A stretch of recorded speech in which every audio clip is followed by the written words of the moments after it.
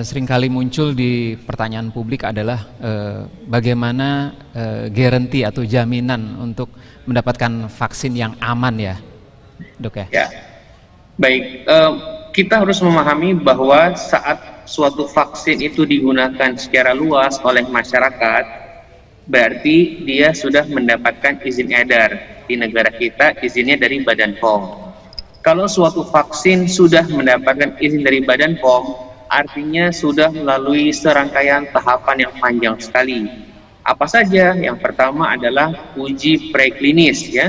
Jadi diuji dulu pada hewan percobaan. Kalau terbukti aman dan efektif, baru dicoba pada manusia yang disebut sebagai uji klinis. Uji klinis ini pun ada 3 tahap, uji 1, tahap 2, tahap 3, yang total melibatkan puluhan ribu orang. Dari situ kita bisa mengetahui dan memastikan bahwa suatu vaksin itu aman dan efektif ya.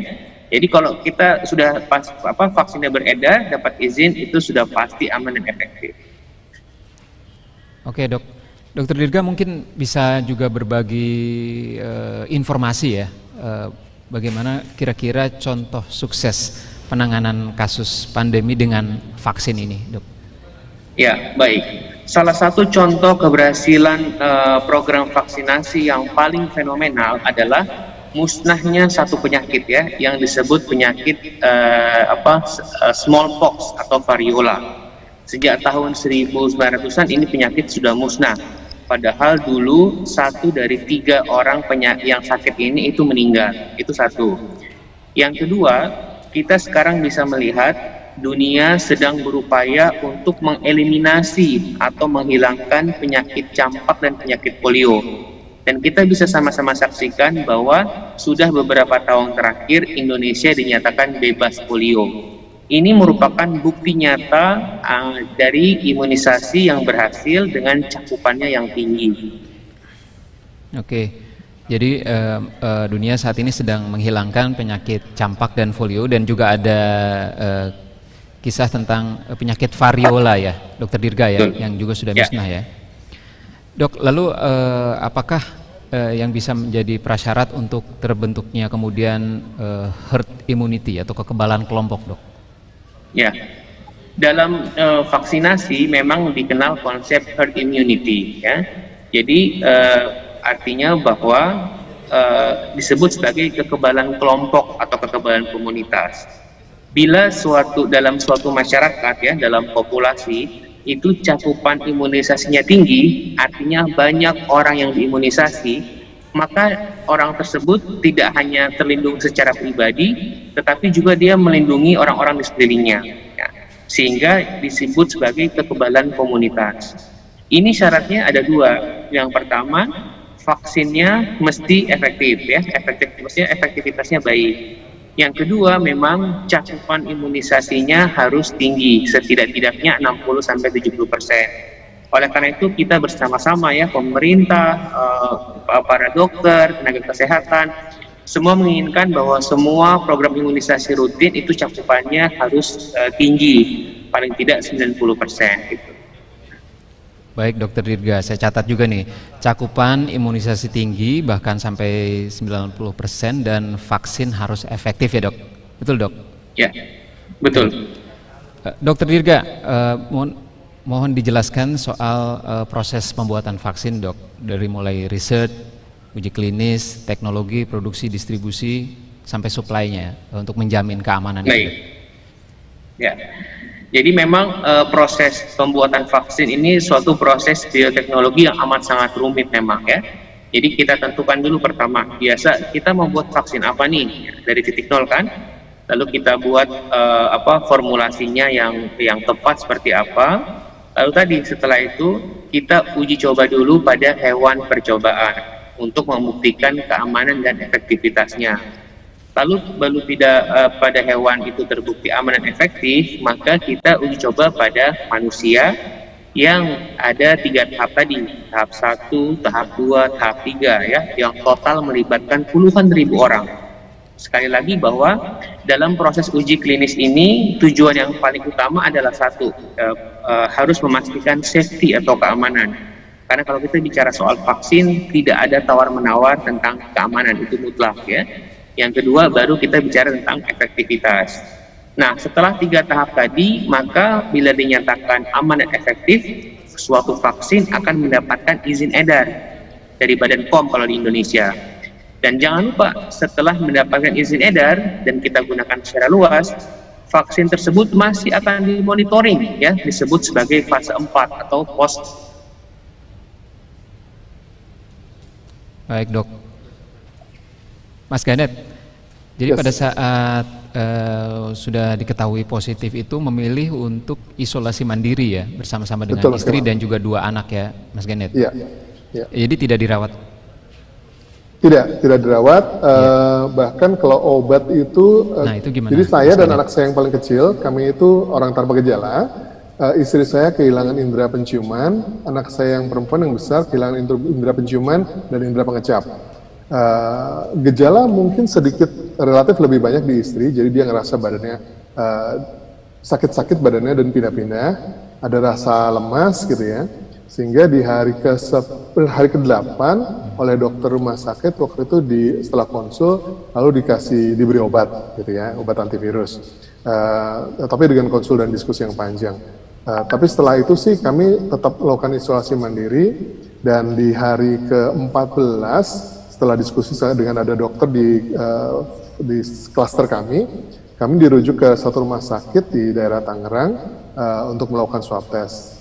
Hasil keluar dan puji Tuhan pada waktu itu kami berempat hasil swab testnya sudah negatif.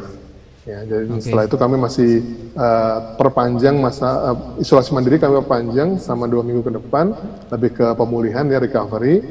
Nah setelah itu setelah lebih 3 minggu sampai 1 bulan setelah kami nyatakan positif, kami masih tetap jaga dalam rumah gitu ya, masih isolasi mandiri.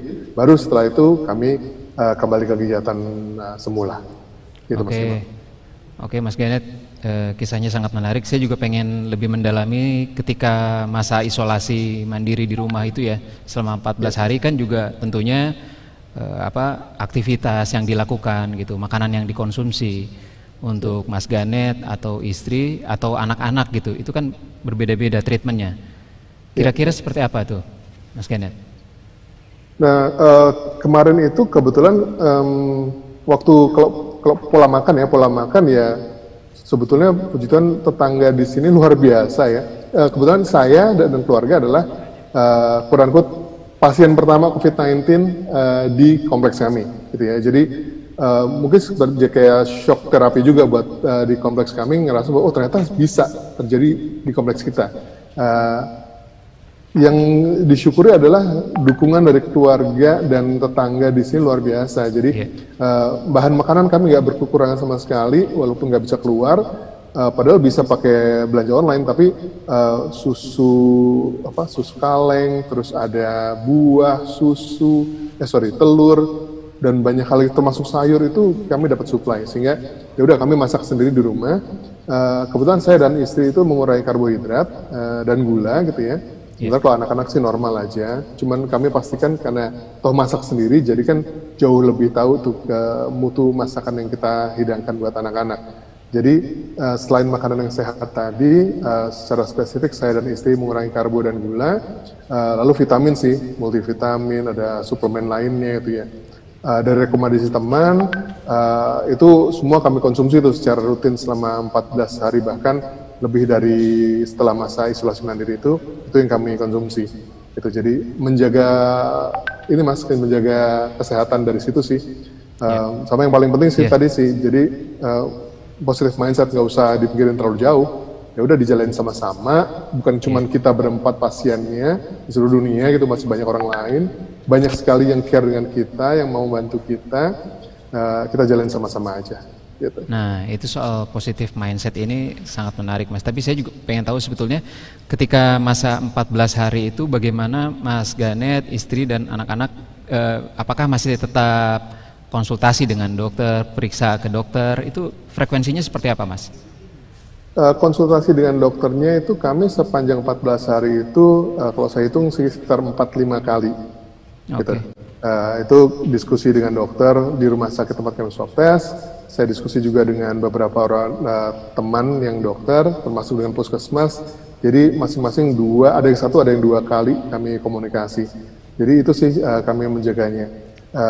Jadi saya akan konsul secara spesifik kalau misalnya tadi ada keluhan tambahan. Misalnya istri saya bilang, kok saya ngerasa ini ya, gitu ya. Dan saya monitor juga tuh anak saya yang pertama, yang perempuan seperti apa. Yang kecil waktu itu sengaja tidak kami beritahu kalau dia positif. Dia baru kelas 6 SD, maksud kami adalah supaya dia nggak terlalu terdistract tuh, karena dia lagi dalam persiapan mau menjelang akhir kelas 5-nya kan waktu itu kan, baru mau naik kelas 6. Jadi persiapan itu sengaja dia nggak kami kasih tahu kalau dia tuh positif juga. Gitu. Jadi itu sih antisipasinya, saya monitor, kami sama-sama memonitor, lalu kalau ada keluhan, kita konsultasikan ke dokter. Oke Mas Genet, mungkin setelah ini kita juga akan minta tanggapan dari Dokter Dirga ya.